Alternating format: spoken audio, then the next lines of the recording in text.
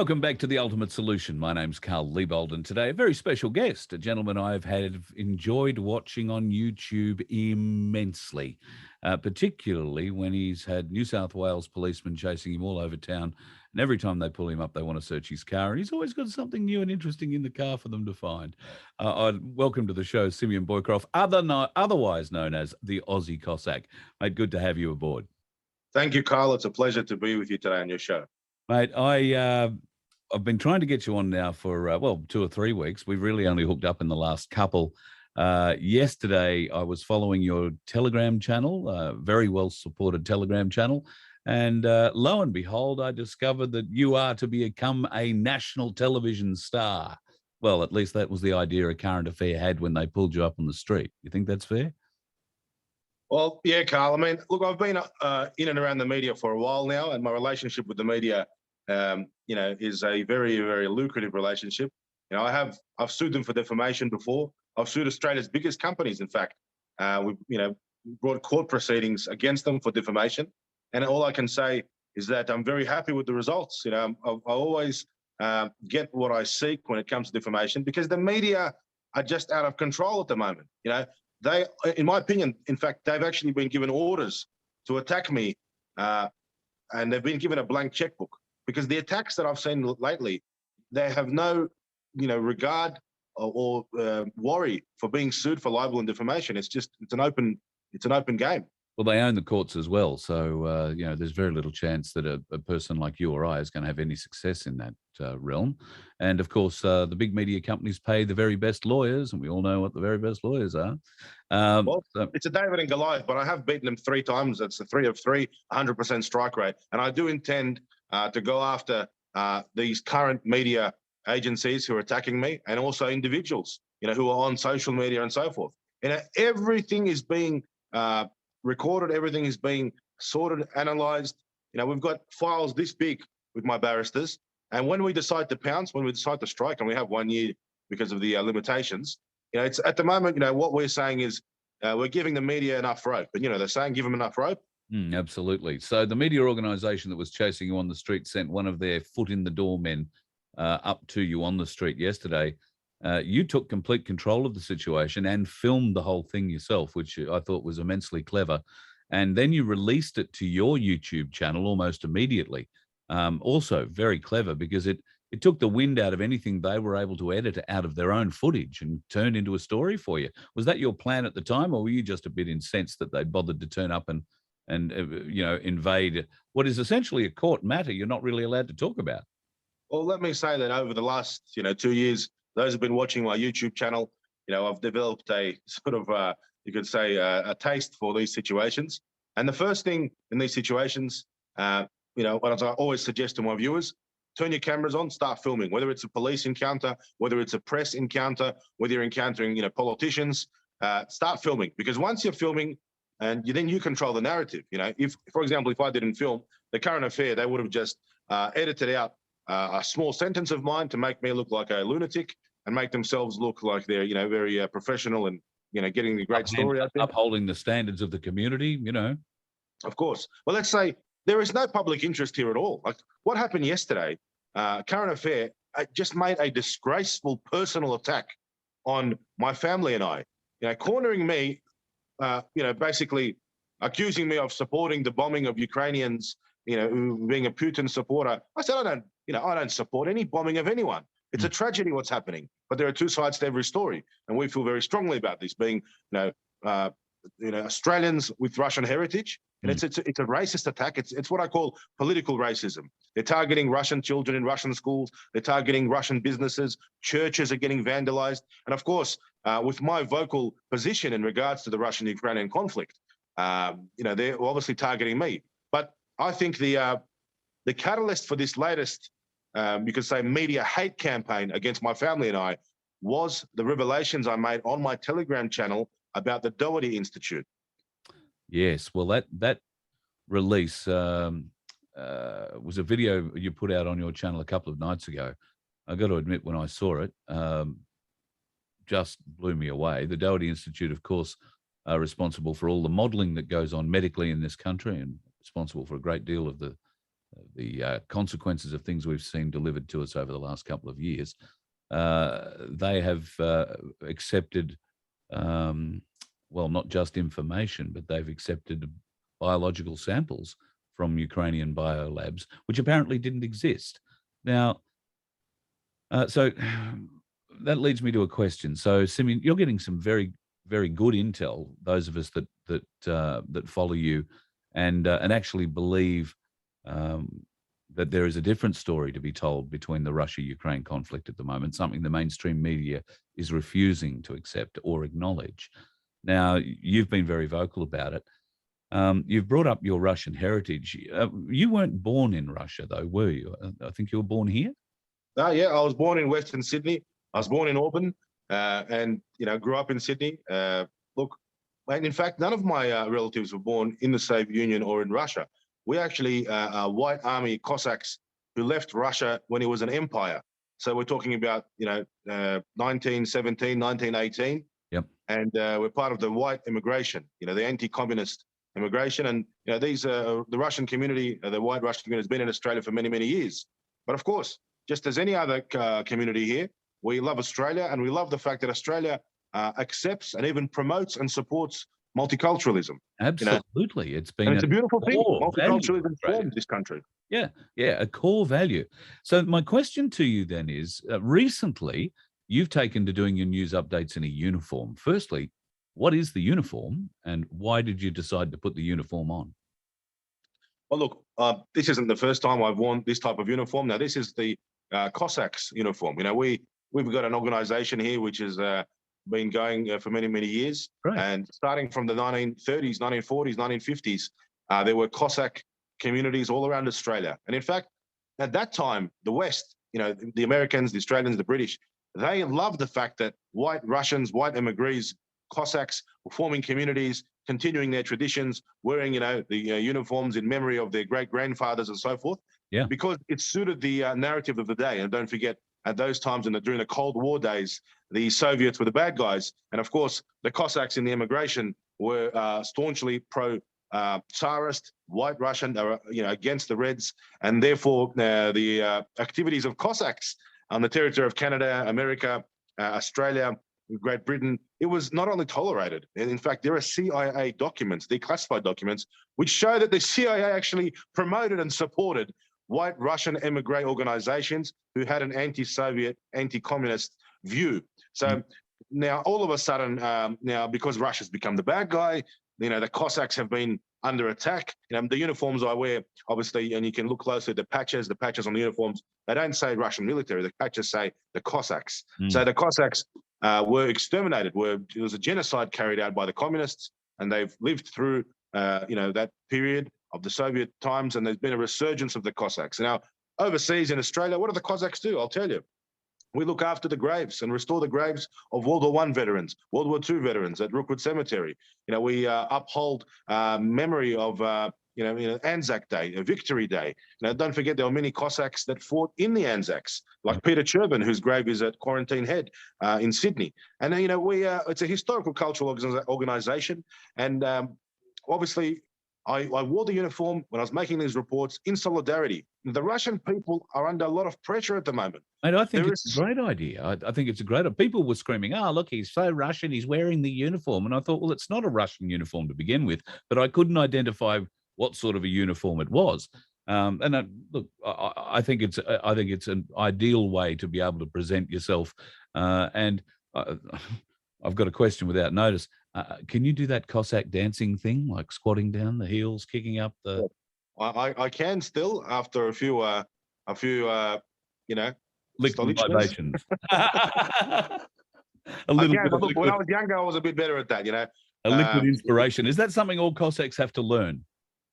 Well, we starting from when we were kids in Sydney, we used to all go to Russian school on Saturdays and Russian dancing lessons and Russian singing lessons, Russian geography lessons, Russian history lessons. We spent our Saturdays studying Russian heritage. Meanwhile, all of our friends at school were off at the beach or in the movies. So we weren't very happy about that. And Sundays, we had to go to church. So there's our weekend dedicated to Russia, both days. Look, I have no reservations. I think I had an excellent upbringing. I think it's a beautiful thing that in Australia, all the different communities that are out there, especially in Western Sydney, are not only allowed to promote their own sort of culture, religion. That's what makes Australia great. That's why we all love Australia. That's why we all come together and makes Australia such a unique, beautiful place to live. Because there's been a quote floating around the internet that I've said that Australia is a great place to promote a foreign agenda. Well, that it's true. Well, look at all the different communities promoting their agendas. You've got the Sikh community, you've got the Chinese community, you've got the Lebanese community, you've got people building mosques and synagogues and temples, and it's fantastic. And you drive, people come from overseas, they come to visit us, and you take them through Leichhardt and say, this is the Italian area. You take them through Marrickville, and there's Greek shops and Greek churches. You take them through Cabramatta, the Vietnamese, and there is nothing wrong with that. But you see, what's happening now in Australia is there is a total, hate campaign against Russians. Russians are very upset about the war. It's a tragedy. It's a tragedy. In fact, a lot of Russians don't call it a war. They call it an operation. They wish it's over soon. But there is a lot of misguided information and misinformation coming out from the mainstream media, and it's actually inflaming, turning people against Russia. Now, as you mentioned earlier, I have been doing a lot of work through Telegram where I can get uncensored information from the front line, from the battlegrounds over there, so Australians can read. How are you getting that information? I mean, without divulging sources. No, I'm very happy to tell you. Look, I've got direct contact with people that are on the ground there and sharing information. I mean, look, this information, if the journalists in the West try hard enough, they can get their hands on it too. Absolutely. But they prefer not to. They prefer to spin the narrative, and they've been told the orders from above. The narrative is that Putin is the bad guy, and let's just all gang up on him. Now, because of what I'm doing, you see, Carl, the media have actually declared war on me in Australia. They've begun a campaign of character assassination. Now, as you know, weeks and weeks ago, I pulled out of the election, the federal election, to focus on this, and I made a very clear public statement, which I said that for me, what's happening in Europe at the moment, it's a 1 in 100-year event. And so I won't be able to give my full focus to the people of Reid or to the federal election. But look, there are elections all the time. There's another one in February. So I've pulled out of the election to focus on journalism, independent journalism, bringing the truth to the Australian people, who, by the way, I've been defending for the last 2 years. I've been defending hardworking Australians. I've been defending their freedoms. I've been defending Western Sydney in particular against all of these, disastrous measures, these lockdowns, these mandates, and so forth. Now, I'm no exception. Let's just touch on that for a moment. You haven't just been defending; you've been putting your money where your mouth is. So, to anybody who thinks for a moment that the Russian embassy is funding you, handing out little brown bags full of money out the back door of the embassy every week to you, absolute crap. You've spent, well, not thousands. You've spent tens of thousands of your own dollars promoting our Australian values, trying to get some justice for what's going on in the world. You, of course, come from a construction industry background.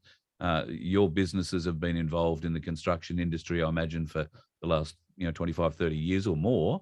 I think labour hire is part of your business, isn't it? Making sure that blokes are on site.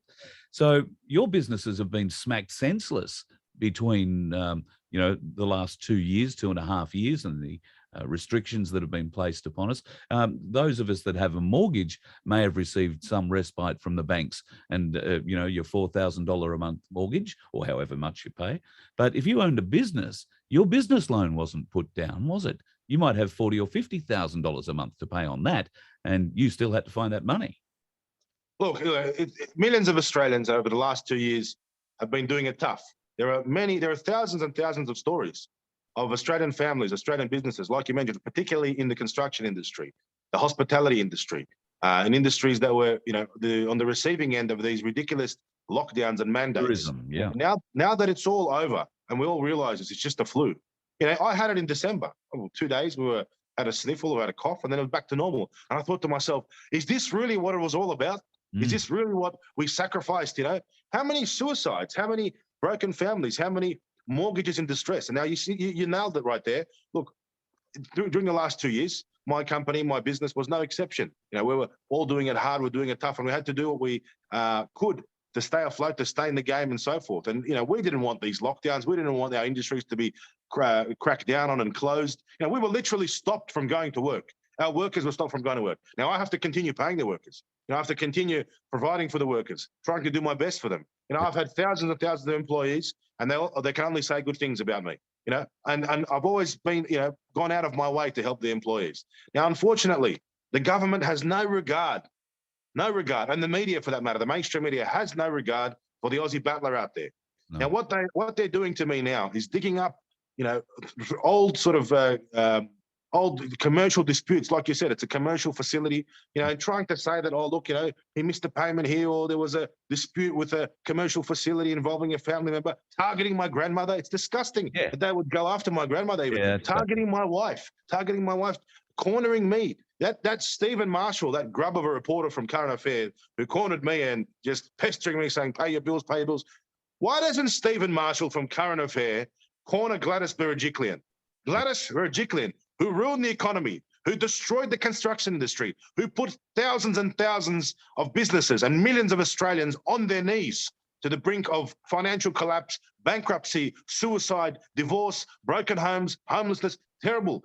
Where's Gladys now? She conveniently exited politics and now is enjoying a cushy, high-paying executive role at Optus, just like John Barilaro, who's now working in a multi-billion-dollar development company. He's got himself a cushy role there. All of these grubby politicians who are really to blame for the financial hardships of everyday Australians have got off scot-free. And what is a disgrace is that Channel 9, Stephen Marshall, from the Current Affair program, and people like Candace Sutton from the Daily Mail, these people are gutless. Rather than go after the politicians, they target everyday hardworking Australians. How dare they come and corner me at my house? Or how dare they come and corner my poor grandmother at her house? How dare they go through private commercial cases before the courts in dispute and make assumptions and throw out accusations, which are absolutely false and not supported by any facts. Well, and this is the reality of the media at the moment. You mentioned Mrs. Cossack there. Now, Mrs. Cossack was beside you while all this happened with the Current Affair yesterday, I'm gathering, because I saw him refer to her at one point, just after he'd said, oh, what about the AVO that you've got against your wife? Now, I'd be surprised if my wife, and I don't have one, but I'd be surprised if my wife had taken out an AVO against me, that she would be in the car with me when I was being accosted or ambushed by the media. This just doesn't ring true to me. So can you explain that AVO? Because I've heard a story that the police generated this AVO out of thin air, out of no complaint, and just leveled it. Is that true? Look, as we all know, if you've been watching the Aussie Cossack YouTube channel, the police have been on a campaign against me for a few years. And look, in one way, you could say I've brought it upon myself. I'm an Aussie larrikin. I'm out there. I'm fighting for the people's freedoms, organising rallies. And like you mentioned earlier, I do. I pay for the stages. I pay for the sound systems. A massive stage like they have at the rallies, it's $7,000-8,000. Sound system, $6,000-7,000. Feeding the people. Organising things. Journalists, camera crews. I'm happy to do that because my heart was in the right place. Because I was suffering. I was suffering as a construction industry, director, from these mandates, from these lockdowns. And I thought I was taking this very seriously, and I still do take this seriously. Now, the police targeted me for that.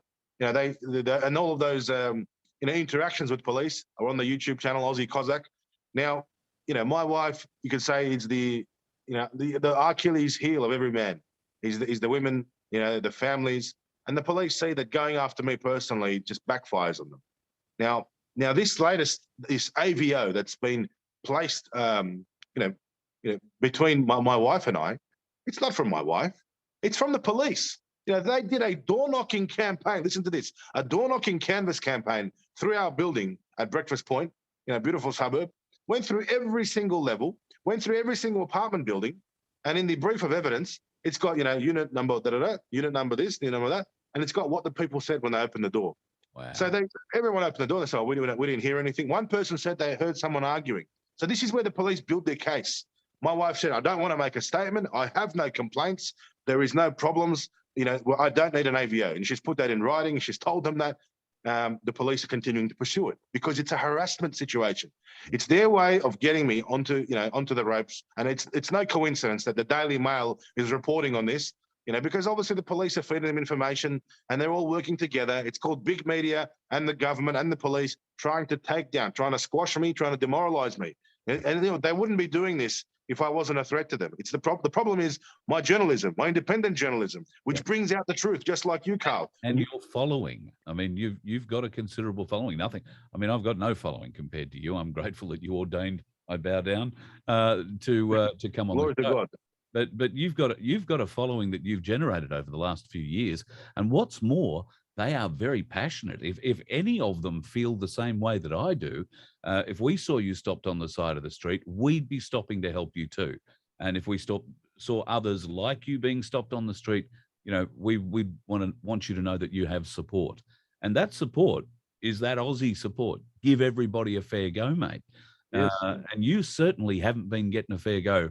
I mean, just going out to get milk for you must have been an adventure. For people who haven't seen Aussie Cossack's brilliant channel and the things that he does with the police, so they took out a firearm protection order against you, not because you had firearms or needed protecting from them, but it gave them the right every time they pulled you over. In fact, not necessarily the right; it was a demand that they would search your vehicle tip to toe every time they stopped you. Is that right?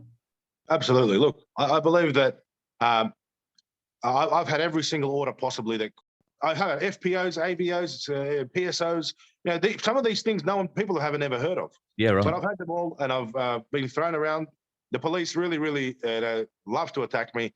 I mean, look, by the way, there are some good police out there, I have to say. There are police that actually walk up to me quietly and say, Simeon, continue what you're doing. We back you all the way. There are honest coppers out there. And if you're watching, I appreciate it. And to everyone out there watching who's listening to this interview, look, I appreciate the support. The more Daily Telegraph, Candace Sutton, Daily Mail, John Marshall, what his name is, Marshall. Stephen Marshall, yep. Stephen Marshall from the bloody Current Affair. The more they attack, the more the resolve increases. I mean, and this is where the mainstream media are actually getting it wrong. Now, let's look at Trump, for example. How much did they trash Trump? They called him a Russian agent, a Russian spy, collusion. There's this. He was bankrupt in the 1990s. There was this, Trump Tower, that, Melania Trump this. And how many hit pieces? Yeah. And look, here he is. He's going to become the next president of the United States because he's managed to hold the line and stand firm. And I can guarantee to all the people listening and all my viewers out there and the supporters, Carl, that I have no intention of stopping. The Current Affair will come out with a program tonight. And they'll trash me and they'll make me look like a bad person. And they'll say, he induced his grandmother into business. He had a facility with her. He's a wife beater. He's a bad person. He's Russian agent. He's a Russian spy. He's Putin's #1 man at Oz. He's, the Australian Vladimir Putin proxy paramilitary army. And they'll say all of this. At the end of the day, the people will watch that. They'll Google me. They'll go onto YouTube and they'll click subscribe and they'll say, bloody hell, I want to check the Aussie Cossack out. And when they see who I really am, they'll be, happy to support me. And that's where it comes down to. And that's why they're going after me. That's why they're doing a campaign of character assassination, because I have a following. I can influence the masses because I speak from the masses. I speak to people on the street. When's the last time Current Affair walked through a protest, a freedom protest, and actually had a mic and just walked up to everyday mums and dads and firefighters and doctors and nurses and teachers? You know why they don't do it? Because they would be lynched. In a non-violent way, I want to underline, but they would be berated. The mainstream media are absolutely... Evidence of that in Canberra at the first rally.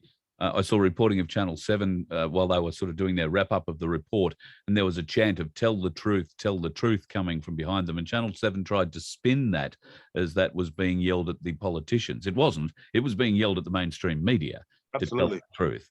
But yeah, that's just the way the mainstream media spins things. Mate, I know you've got another appointment you've got to head off to. I really thank you for taking the time this afternoon at late notice to sit down and have a bit of a yak. I really hope you'll come back on the show regularly, give us a bit of an update of what's going on. And of course, people can find you on YouTube under the Aussie Cossack. And of course, your Telegram channel. Do you want to give that one out? Definitely. Telegram, Aussie Cossack. We'll put the links in the description. If you want to really get some news that the government is trying to censor and stop, jump on Telegram. Thank God for Telegram, because this stuff you can't put anywhere. Not Facebook, not Instagram, not the mainstream media. The stuff on Telegram, including exposing documents from the Doherty Institute, the links to the biolabs, it's all there for the people. Look, I'm getting targeted because I'm bringing the people the information. And guys, I can tell you, I have no intention of stopping. Thank you for your support. I love how the mainstream media attacks me and the people just write it off and say fake news, because that's exactly what it is. And I condemn the despicable attacks on my family, on my grandmother, on my wife, on my heritage, on my personal character. And thank you to all the good Australians out there, who have been shoulder to shoulder in the freedom movement, shoulder to shoulder now. What's happening with international politics? Thank you, guys. I really. You inspire me, and the reason I won't stop is because I feel the support of the masses. And thank you, Carl, for taking this interview today, and definitely will be looking forward to coming back on the show. Mate, that's great news. I'll look forward to it immensely. And I feel exactly the same way. I wouldn't be here without the support of the people after what happened with me on that other network. I wouldn't. Yeah, Carl, I know what happened to you. You spoke up for it's not for one on the other side. It's just giving a balanced view. You voiced an alternative narrative to the mainstream narrative, and you were persecuted and also repressed for that position. It's a very sad state of affairs that in 2022 in Australia, in the free country, the lucky country, freedom of speech is no longer free. Ain't that the truth, mate? I'll let you go. I know you have a very important person to go and pick up, so we'll do that. Thank you very much for joining the Ultimate Solution today. Simeon Boykov, the Aussie Cossack. Thanks, Carl.